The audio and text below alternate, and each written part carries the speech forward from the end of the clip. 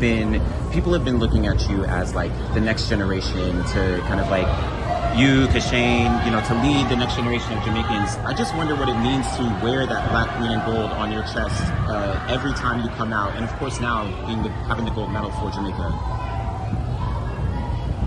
It means a lot because Jamaica, over the years, Jamaica has shown that we are the spin factory. And to put on a Jamaican name, you have a task to do, and it's to win gold. And gold is the only option because we are highly criticized, our athletes, based on their performance, and it always pushes us Jamaican athletes to actually do better and better each time we go there and perform. Did you by chance see Oblique Seville with the slow reaction time and Heat 1? Yeah, I knew that was going to happen. That man was panicking in the back. Yeah. But hey, he's a gamer, so hopefully he'll get it back, and we'll have a great final. A few moments later. And Thompson, and I think Seville took it. Oblique Seville. It's Jamaica 1-2. It's 9:77, and it is 9:82, and Lyle's the bronze in 9:89. Oblique Seville. Put some respect on my name. Those were the words from Oblique, taking the gold medal in the World Championship, and we saw the silver medal going to Kishane. And today I want to talk about the success from the World Championship, not just for Jamaica. We're talking about the Caribbean. So we're talking about Oblique taking the gold. We're talking about Kishane taking the silver in the 100-meter World Championship for men. And we're talking about Tina taking the silver for women. And also we're talking about Julian Alfred from St. Lucia taking the bronze. So today is all about the success, the World Championships from the Caribbean, in particular Jamaica, being on top of the world again as the sprint factory.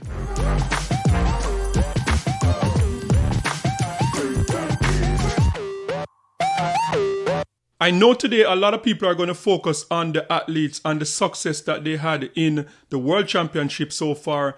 And people are going to be talking about Oblique Seville. People are going to be talking about Kishane, Tina, and people are also going to be talking about Julian.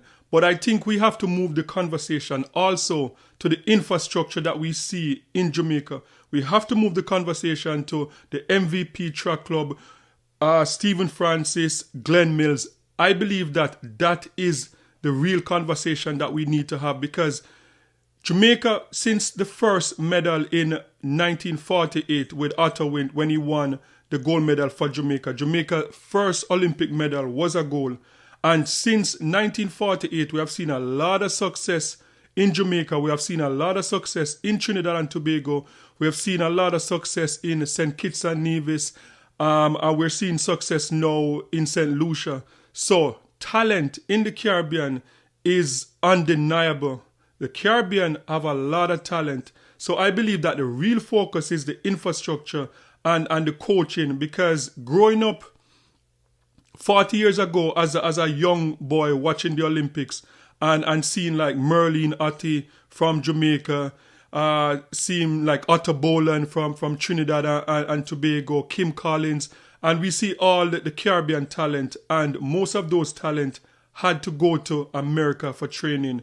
But now we see in Jamaica with the infrastructure there, the talent there in terms of training. So that is one of the things too that I want us to move the conversation, is that after like a Glenn Mills and after a Stephen Francis, is there any other coaches in the Caribbean that can continue this legacy? So first thing I want to do, take a look at Oblique Seville after becoming world champion at the 100 meter, the first time in 9 years since Usain Bolt, the first time for the men 100 meter championship gold going to Jamaica. Usain Bolt was the last person to do that 9 years ago. So this is Oblique Seville. First up, congratulations. What a meet it has been thus far for you. In the heats, you got us scared there. You told me afterwards you weren't worried. The semi-finals, brilliantly done to get to the final, and maybe the race of your life. But how do you describe it? It's an excellent race, and words can ever discuss how I feel. Hey, can anybody hear me? Because I have been working on many things throughout the season and throughout the Diamond Leagues. you have seen my dominance and I bring it here at the World Championship. And you have to understand that people actually make mistakes in the first round. It doesn't matter when it is, but I actually take the goal. Yeah, and after that heat, what did you do to really regain your composure and just to get everything right on the night? Years of experience on the international scale, because right here in Tokyo and at the stadium, I think I started my debut, and you have to understand that my legacy is a new legacy for me, knowing that I came back at the same place and to start a new chapter. Yeah, of course. Personal best 977, first time dipping on the 9.8 officially. Tell me about that too. It's a tremendous feeling, because over the years I've shown that I can go actually 9.7, and I proved myself tonight with a personal best that I can run 9.7, and I actually got it. And you have to understand the next thing, it has been 9 years since Jamaica hasn't gotten a goal, and it's an excellent feeling knowing that I actually break that curse and to actually get the goal, because Usain Bolt was the last person that got it. So that interview was from TVJ with Oblique, and if you are a Jamaican or if you are someone in the Caribbean that follows track and field, this is not a surprise. This was not a surprise to me. Like, I expected this, because we watched the Olympic, and the only thing that set them apart in the Olympic from the Americans, the Jamaicans, was the inexperience. You saw the talent, but the inexperience with Oblique and Kishane. You saw that a bit of a nerves on the international stage when it came on to executing, and you know that over time the experience is going to come. So it was just a matter of time before the Jamaicans came back on top, because you saw the raw talent. The only thing was the experience that the Americans had over the Jamaicans. And so now we can see this rivalry between Jamaica and America. This rivalry is going to go to a different level. A lot of people were worried that after Usain Bolt, what is going to happen? But Jamaica, Sprint Factory, a lot of talent. We just need the right coaching to pair with the right talent. And now we see that the future of Jamaica looks bright again. So the next interview I want to take a look at is that from Kishane Thompson. And this is an interview from TVJ also after the silver medalist from Kishane Thompson. Yeah, I think I got lost in the start a bit. It wasn't my best race. I finished injury free. I'm really glad that we finished 1-2. It's been a while, you know. In terms of the time, it wasn't more of the time for me. It was me going to execute. Sadly, I didn't do what I should have, but nevertheless, we continue, we move forward. Yeah. You say you never did what you wanted to do, particularly in the last half of the race. Look, you and Seville were really going at it, but tell me about that aspect of it, the last 50 meters or so. Honestly, I should have flowed a bit more, but I would have to watch the replay to give an in-depth analysis of what I did wrong. Okay, so now let's talk about Tina Clayton taking the silver medal in the women's 100 meter at the World Championship. And Jamaica, for the past 40 years, we have been going between the men and the women. It's like not very often that we see the men and the women dominate at the same time.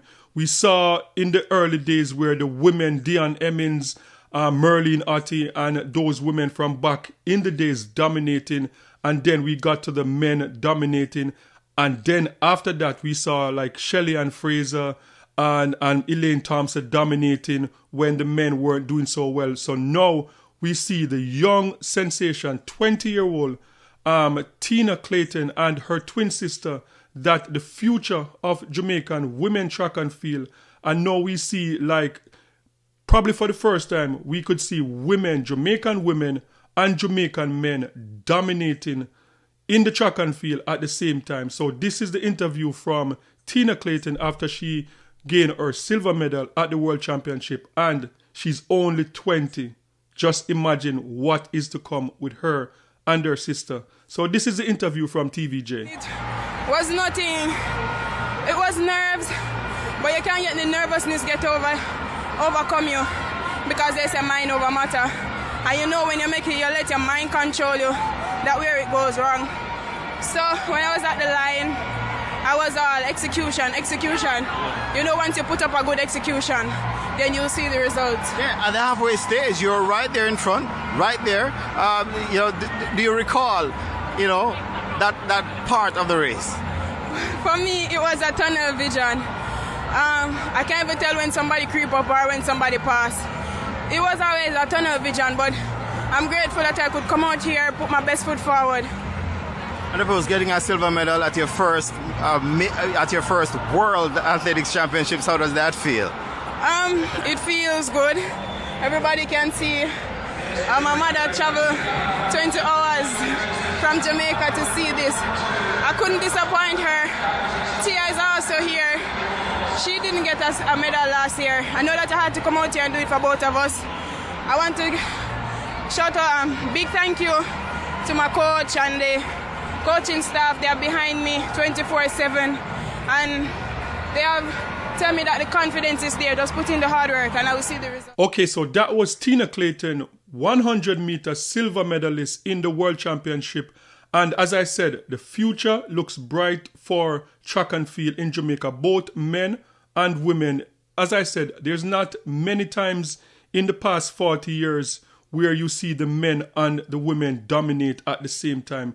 There was like, we saw like a hint of it about 2 Olympics ago when both the men and the women, they won gold in the sprints. But we don't see it very often. And for a while, Jamaicans have been worried that maybe the best of Jamaica track and field is behind us. But now we're seeing a new breed of track and field superstar, rising stars. And Tina Clayton is at the forefront of the women track and field. So the future looks bright for her and her sister. And just imagine, 2 sisters like, 1 and 2 in the future. So that is what we're looking forward to. So the next interview is, she's one of my favorite female track and field athlete. And this is Julian Alfred. And she became one of my favorite from the last Olympic. And she's from St. Lucia. She spent some time in Jamaica doing track and field. And this is her interview. It was kind of a sad interview to see because she's expected to dominate, but she's dealing with some injury. And when you spend like years like training for like a moment in time and injury, you're plagued with injury, it's a bit sad to see. So this interview was a bit emotional.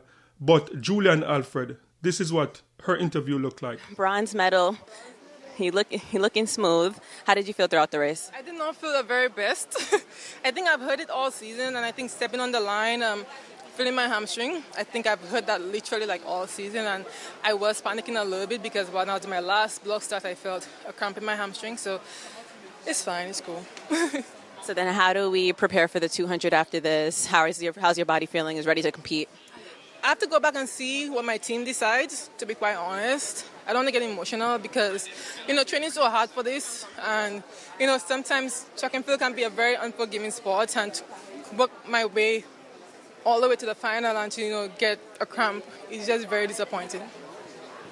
But all in all, you've done amazing. We've all been rooting for you. Going into the next season, I know it's a little early. I know you still potentially have races left. How do you think this will fuel you? I don't know. I can't really say, especially how my hamstring feels now, and I just have to go back to the drawing board. Well, congratulations.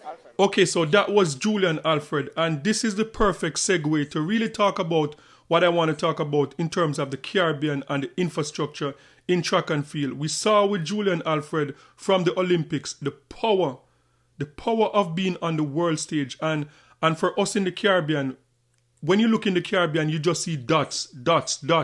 Like we are all small island nation within the Caribbean, and sometimes you can be easily overlooked.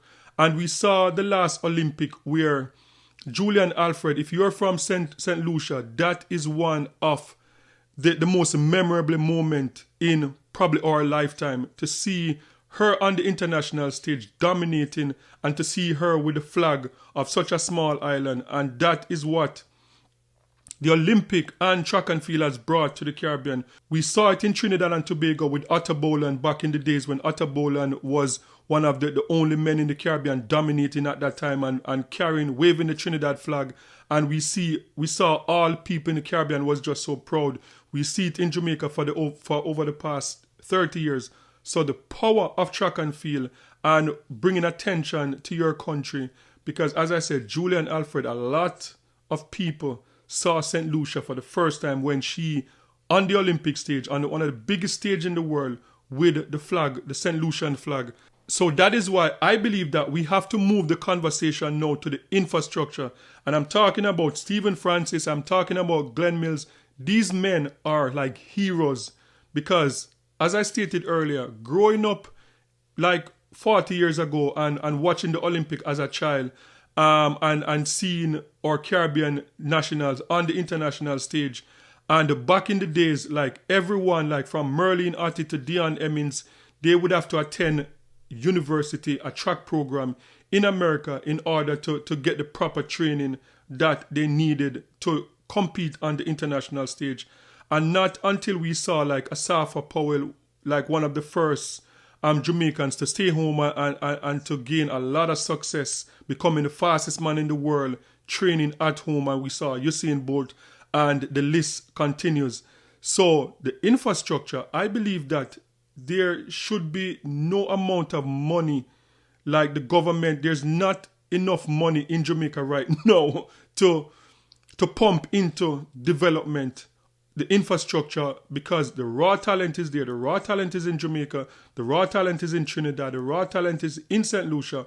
We just need the infrastructure. We need the training, the skills to bring out these raw talent. And that is what we have seen for the past years, like 20 years or so with Stephen Francis and we have saw with Glenn Mills. So this is what we really need to talk about. Like, is there anybody to replace these two great track and field coach in Jamaica? Are there anyone, do they have like mentors that they're mentoring?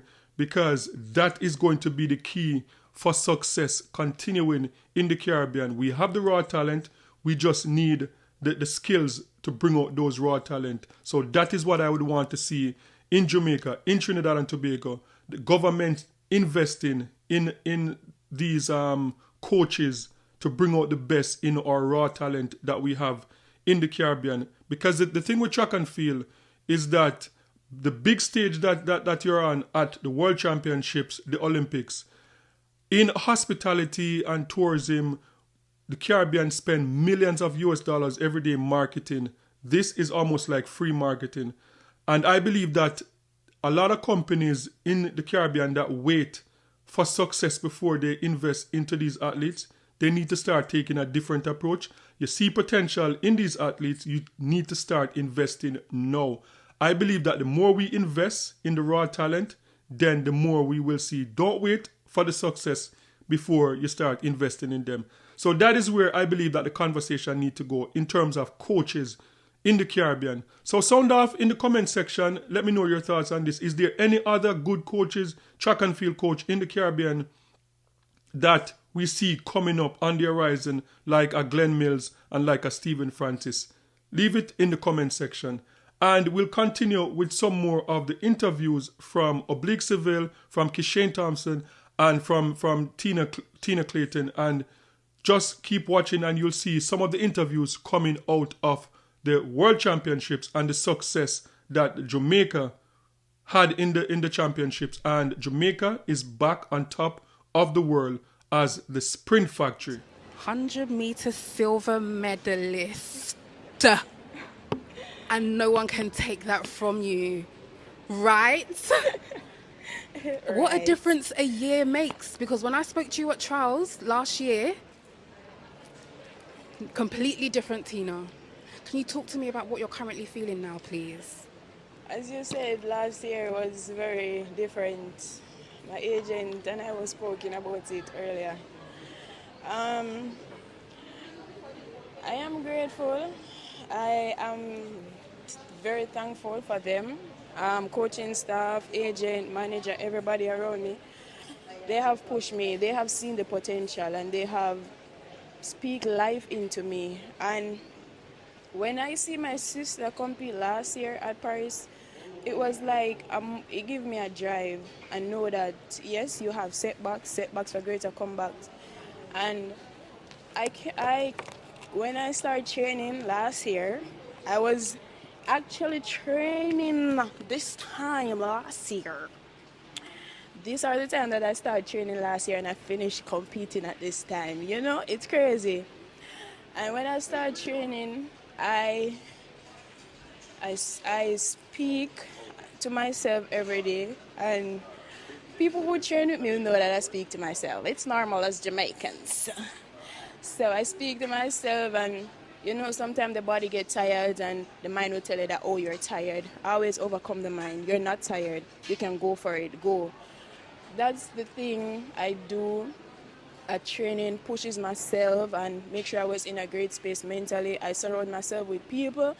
I had friends, they were good friends, and they pushed me, and I was like, last year I was like in a little zone where I think I shouldn't have been, where I shut out everybody. I didn't want to speak to nobody.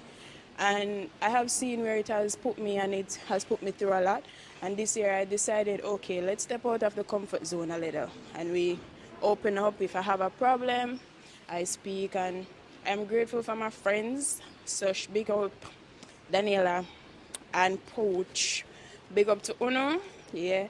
And shout out to my mother. She was always speaking life into me.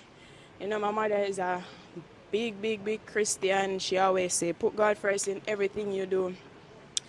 I had faith in God and know that He would have He bring me this far, and I know that He wouldn't leave me. So yes, and this has built my faith. I wonder if I forgot baptized. No. But yeah, and I'm grateful. Last year I asked you, what are you proud of yourself for? And you told me you are proud of yourself for always showing up no matter how you feel. What are you proud of Tina Clayton today? Well, for me, I can say training more harder this year. I'm very proud of myself that I train harder. I put in the work.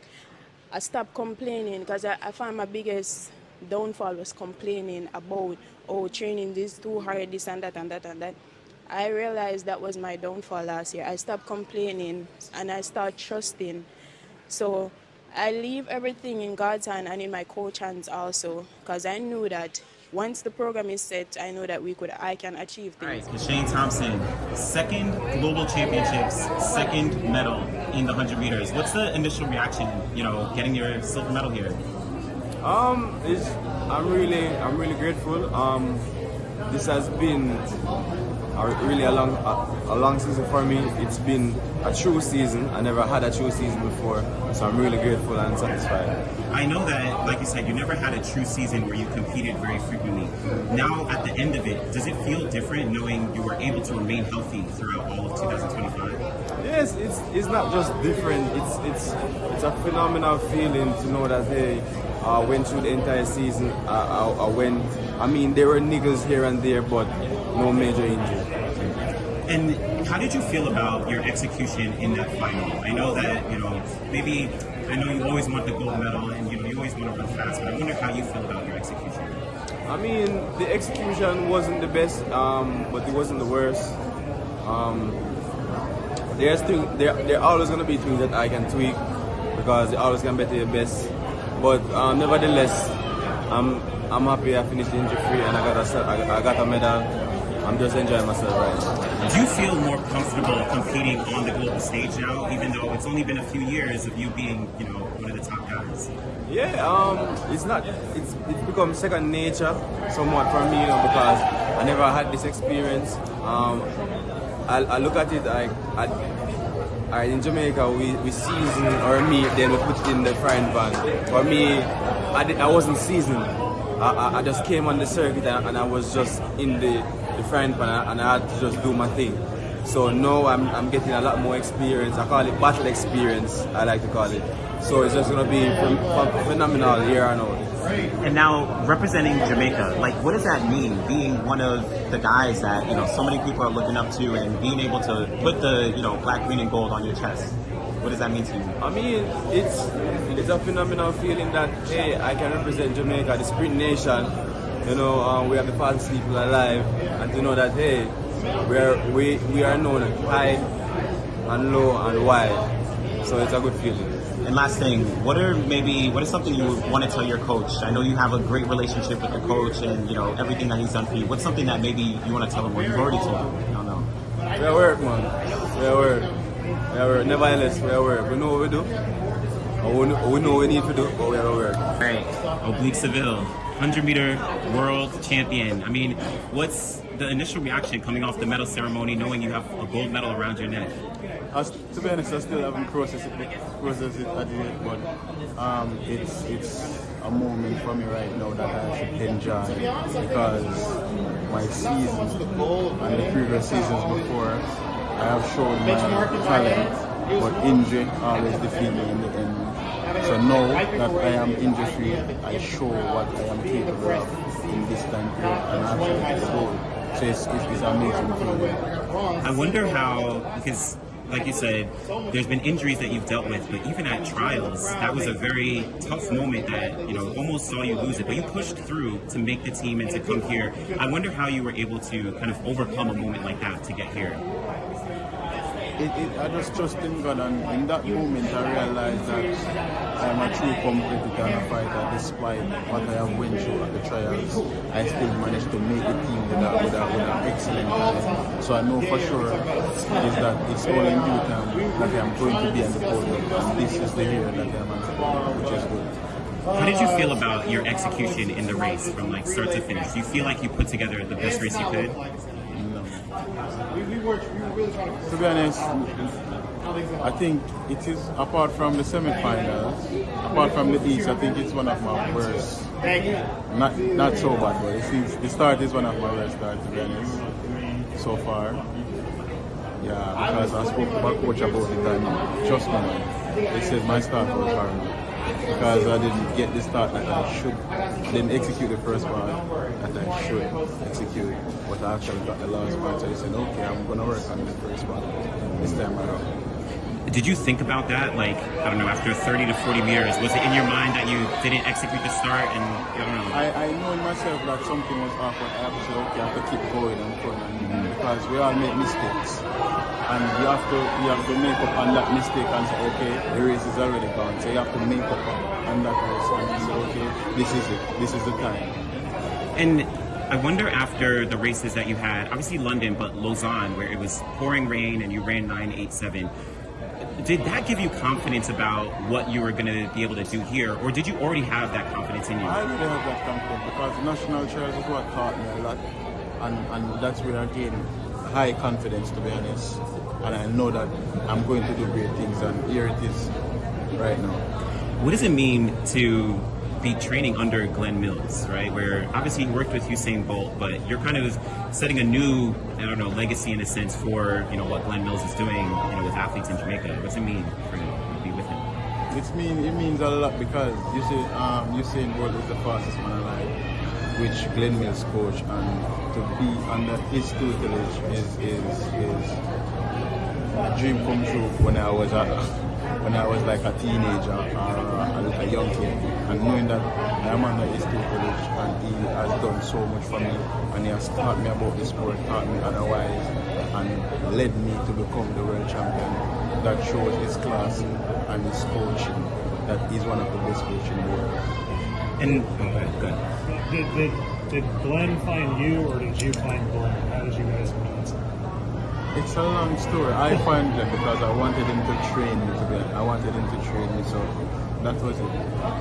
And what is it about him? What is the one or two things that he helped you with to get you to the level you're at? Fundamentally ready for our championship, because he's a championship guy, which, if you have noticed over the years with Usain Bolt really normally, he's not the best, he's not the fastest in the world, but he always come out in the championship and dominate. And I think I have got that from my coach then. Last guy to do this was Usain Bolt. What does that mean to you? Have you thought about it? It means a lot because I am still under the same coach that actually coach Usain Bolt, and he is the one that always dominates the sports, and in this new generation he's proving himself over and over. What was I'm sorry if you already asked this, but what was the thing that got you over the hump yesterday? Everybody had always been looking for you to win a big race like this, and you finally did. What was the... I've always have confidence in myself, and for this season I have gained a lot of confidence, and I believe in myself throughout the competition that they have run with the Diamond Runners. Show that, okay, I know I can do this year. I manifested, and it actually happened, and I made my dream become a reality. Have you looked at replays of the race yet? Yes, I have done that. What did you think? I think it was an excellent race, and it shows my determination, even though my start wasn't that great. So not perfect, but still room for improvement, right? Yeah. After Lausanne, a lot of people were giving you as the favorite.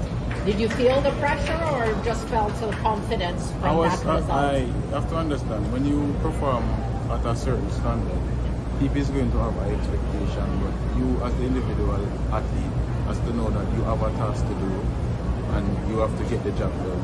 So I just put my trust in God and know that I kept my focus and said, okay, I am going for the goal, and that was always my aim. Some points out you are using the middle distance spike. Is that true? Yeah, it is true. But why are you using the middle distance? It's just comfort. Just for comfort. So you're being I'm very comfortable with it.